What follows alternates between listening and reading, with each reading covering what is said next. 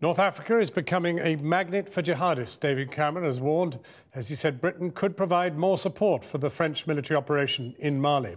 Today, French and local troops managed to advance into the Malian town of Diabaly, seized by Islamist fighters a week ago. The jihadis occupied Diabaly, 220 miles north of the capital, Bamako, on January the 14th. They've roamed the area near the border with Mauritania for years, but now the French airstrikes have driven them out of the town. Our international editor Lindsey Hilsum was in the first group of journalists to travel into Diabaly. Sunrise, and a column of French military is driving through the rice fields towards the town of Diabaly. We're in an armoured vehicle towards the back of the convoy. The road is rutted, the people poor. Villagers wave, curious as much as enthusiastic. The French Marines we're with were scrambled to Mali from Chad, another former French colony. This far corner of Africa, neglected for so long, is the new front line in what Western governments used to call the war on terror. In Diabaly, people recorded for posterity the moment the French arrived. For the last 10 days, they've endured occupation by jihadis and then French airstrikes. The children get chairs for the visitors. Many people here have been hiding in the bush for days. Only now do they dare return home. Really, we're very happy. If the French hadn't arrived, we wouldn't have come back to Diabaly. We don't want you to leave. You have to stay. For 10 years.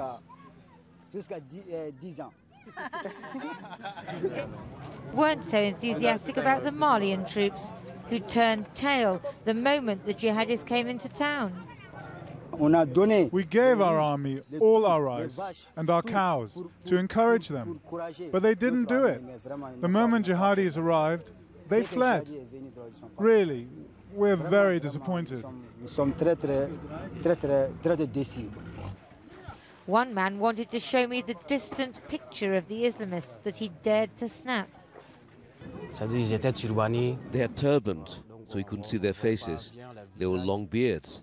They were Muslims from Mauritania, from Algeria, Afghanistan, and others from all over the world, and Africans, including people from Diabaly.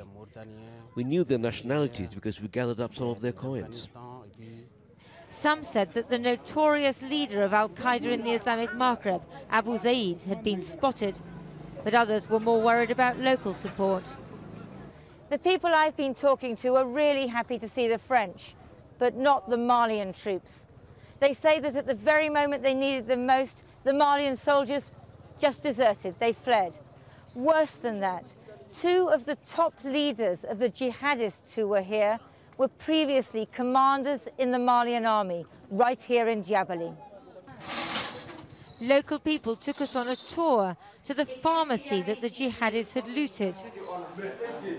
The mobile phone exchange they destroyed to stop people communicating. The hospital they trashed. And the army base which they occupied until the French bombed it last Thursday. The jihadis took away the bodies of their comrades who were killed in their vehicles and around the base. But as they left, they said they'd be back in 2 months' time to impose Sharia on the town.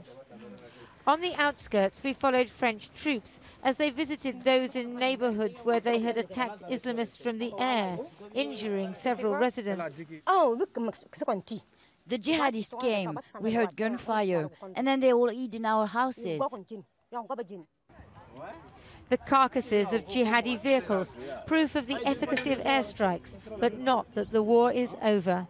The French do not want to stay in Mali for 10 years, but their enemy is heavily armed, mobile, and unlikely to give up easily. But I love it. Lindsey Hilsum reporting from a newly liberated Diabaly.